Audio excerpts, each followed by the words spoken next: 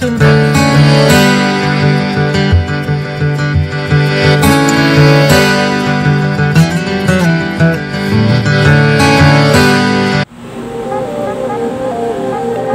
back to our Ruby Graphics Live. Dito po tayo ngayon ha. Ito po ang mga bagong idea natin para dagdag kaalaman. Paano natin malalaman ang mga sira sa ating mga spare parts sa ating CNC router machine. Bakit ayaw gumana? Bakit parang pahinto-hinto? Ito po ang ating kadalasan masisira sa ating CNC, lalo na pag may mga trouble at saka yung madalas ginagamit natin yung machine natin. Kaya ito para malaman natin ang mga ano po ito.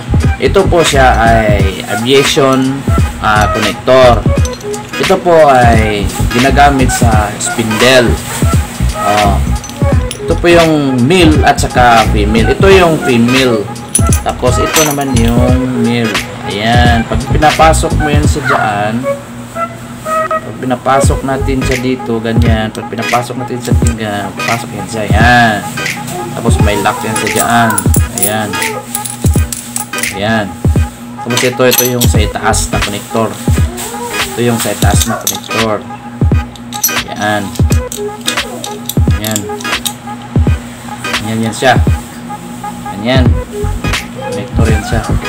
Ito po, tinanggal ko to kasi nagbili ako sa online ulit. Bumili ako ng aviation connector dahil nasisira itong ano ko, itong plug-in. 4 na pin kasi ito eh. Maraming mga ibang klase-klase dito. Mayroong 6, 5. Ito 4 na pin to. At tapos mayroong nag-iibang isang mataas. Ito yung ground, for ground yan siya. Kasi ito 4 man to, no. Itong isa na mataas, mahaba, yan yung ground.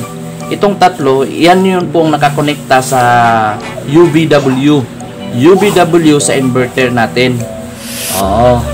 Tapos ito po yung yung kulay red, tapos yellow, then dito yung blue. Ito naman ay yellow green, yan. Tapos ito yung female. Yan, connector din yan siya. Yan. Malalaman po natin kung bakit siya nasisira at ano din cause, ano ang mga dahilan kung bakit siya masisira dito. Unang-una, ang una pong kadalasan masisira dito, lalo na pag may leaking yung inverter nyo. Una, may leaking inverter nyo sa tubig, lalo na pag water cooling, automatic siya nag-o-off. Tapos ito naman nagmo-moist siya. Tapos pagkatapos nitong mag-moist, makikita mo yan siya lumuluwag. Dito lumuluwag yan dito. Yan. Yung mga pin niya.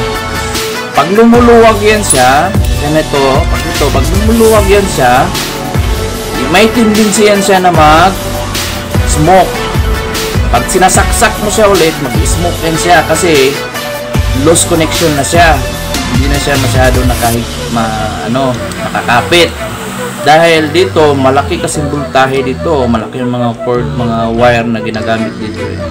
Mataas yung voltage na ginagamit. Kaya kailangan dito, may fit talaga siya. Kailangan nakakapit. Tapos, meron din mga ibang tendency kung bakit ito masisira, lalo na pag yung hindi maayos ang pagkalagay, or natagilid siya, ganon, or nalagyan siya ng tubig dito sa ibabaw, kagaya dito, yung sa ibabaw nito. Ayan, dito kasi yung cord niya eh. Ayan, malalagyan siya ng tubig. Diretso yan siya dito. Pag diretso yan sa baba, tapos ito yung sa spindle yan dito, yan, may tendency din yan siya mag-off yung spindle mo. Hindi mo na alam kung paano gagawin at anong nangyayari.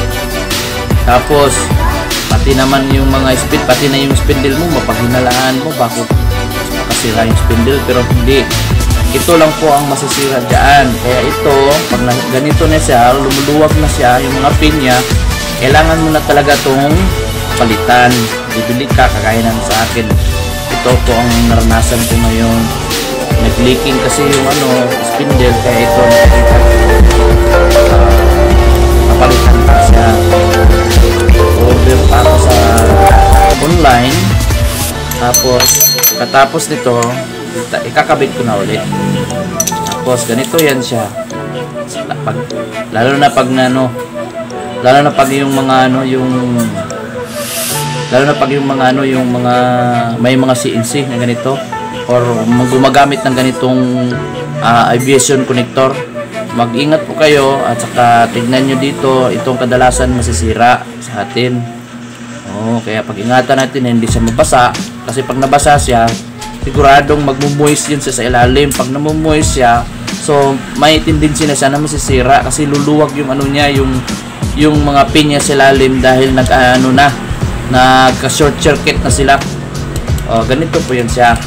Ito po ay available sa mga kahit saan online. Ito po ay aviation connector. Ito po ay KC20. Maraming salamat po sa iyong mga nanonood sa RMA Graphics Live.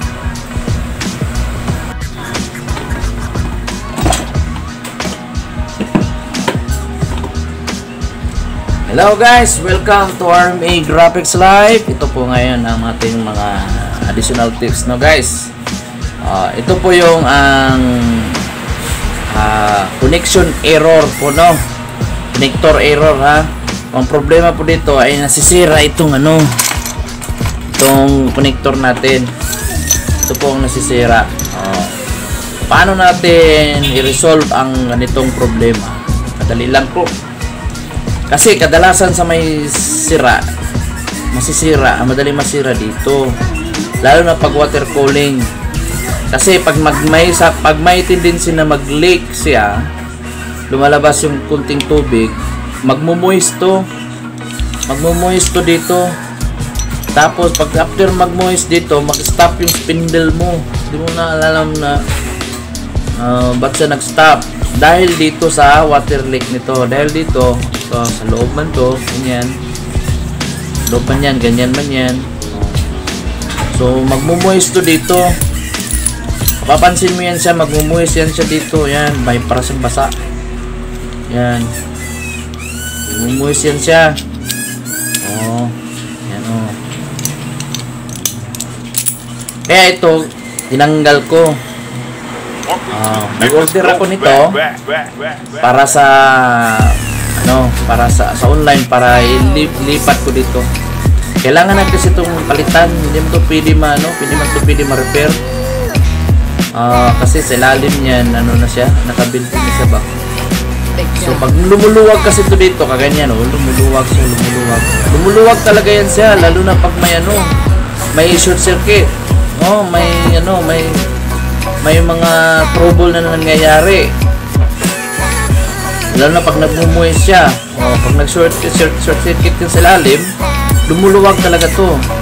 Kaya ang pinaka the best dito, solusyon, kagaya nito, itong pin nito, bibili ka talaga ng back.